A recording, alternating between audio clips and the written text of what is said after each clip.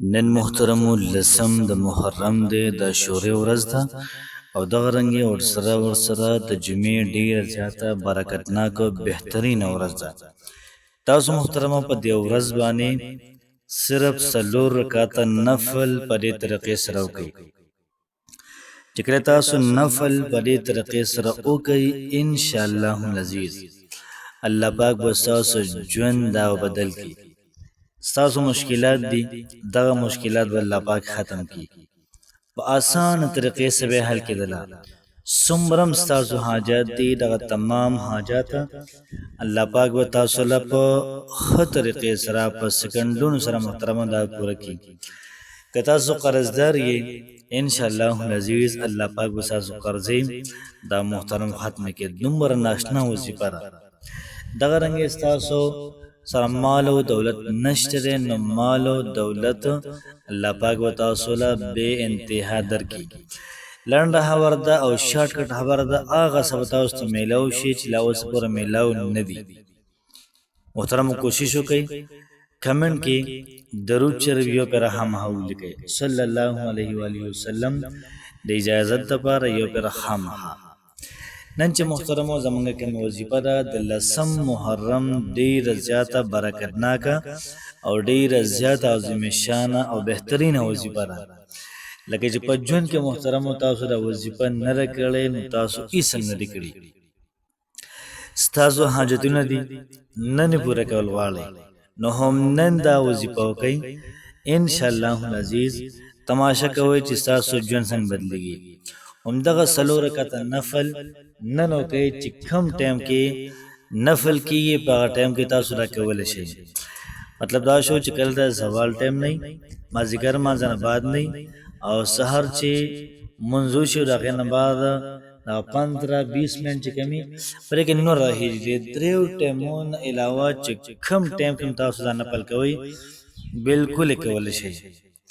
کوشش وکړئ محترمو چې څنګه په خپل ځان خفه کېږئ چې یار زما د حاجت پوره شي، یار زما د مشکل ختم شي، مال د الله پاک مال و دولت راکړي. نو دغه رنګې محترمو ستاسو نورونه هم شته که نه، نور یاران هم دي دوستان هم دي هغوی هم دا غواړي. نو دغه پیغام هغوی سره هم شریک کړئ چې بلې ثوابونو کې هغوی هم موږ او تاسو سره دا شریک شي. محترم مسلمانانو خویندرونو، وظیفې ترتیب او طریقه‌کار به داسې وي چې تاسو په ښه طریقې سره چاراندام وکړئ. کله تاسو چاراندام وکړو د هغې نه فارغه شولئ بیا به د هغې نه بعد تاسو راشئ د 4 رکعاته نفلو نیت دا به وتړئ. نیت کوم د زړه د اخلاصه 4 رکعاته نفل لمونځ ادا کوم په دې حاضر وخت په رضا د خدای خاص صورت تعالی را مخ مې د کعبې شریف په لور کو. الله اکبر دا نیت شو. او تاسو شروع کړئ ثنا سبحانه اور بسی اعوذ بالله بسم الله اور بسی سورۃ الفاتحه او د سورۃ الفاتحه نه بعد با یو سلوی پیری قل هو الله احد د سورۃ وی 41 پیری به قل هو الله احد سورۃ وی او دی ویلی داغه نه بعد رکعت پورا شو بیا پاس دیم رکعت بیا به اعوذ بالله بسم الله بوي او بیا به سوي سوره فاتحه بیا به یو سلوي پیری قل هو الله احد وی.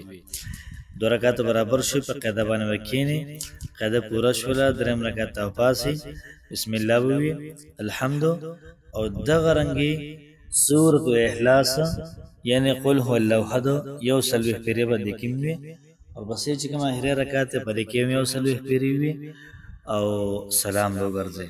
کله د سلام وګرځو بیا به هغه نه بعد درود شریف سل پیری صلی الله علیه و آله وسلم او و پیری به سورۃ الفتح وی ان فتحنا لك فتحا مبینا. ټول سورۃ دا به و پیری وی. شپږشتمه سپاره کې سورۃ الفتح راشتره. نو د فتح مطلب بداشي د صورت چې سونه بیماریان نه سازو په جسم کې دي اب الله پاک تاسو نه لري. الله پاک وساسو غیبی امداد کی تاسو له مال او دولت درکې.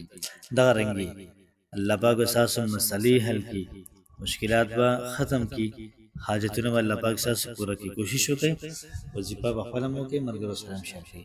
الله پاک مو خوشاله آباد ساته. السلام علیکم ورحمت الله وبرکاته.